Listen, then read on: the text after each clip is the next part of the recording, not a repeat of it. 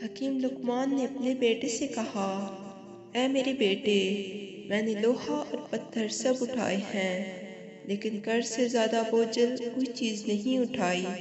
میں نے پاکیزہ چیزیں کھائی ہیں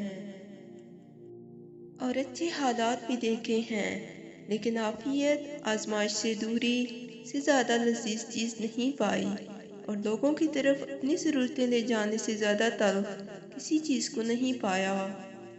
اے بیٹے، جو کہتا ہے وہ جھوٹ بولتا ہے کہ برائی برائی کو ختم کرتی ہے۔ اگر وہ اپنے اس قول میں سچا ہے تو وہ 2 مقامات پر آگ جلا کر دیکھے کہ آیا ایک جگہ دوسری جگہ کی آگ کو بجھانے میں کس قدر مدد کرتی ہے۔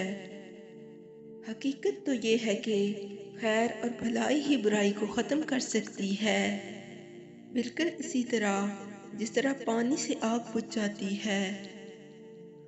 اے بیٹے، اگر کسی کو دوست بنانا چاہتا ہے تو دوست بنانے سے قبل اسے غصہ دلا، اور اگر وہ غصے میں اعتدال کا رویہ اختیار کرے تو پھر اسے دوست بنا، ورنہ دوستی سے گریز کر۔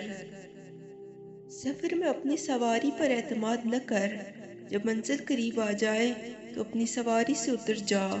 شب کے آغاز میں سفر نہ کر، سفر میں اپنے ساتھ اپنی تلوار، جوتی، امامہ، کپڑے، پانی، سوئی، دھاگا اور چینی وغیرہ رکھ۔ اپنے ہمسفر کا ہمدم اور ساتھی بن جا، سوائے اس صورت کے جب وہ کوئی گناہ کا کام کرے۔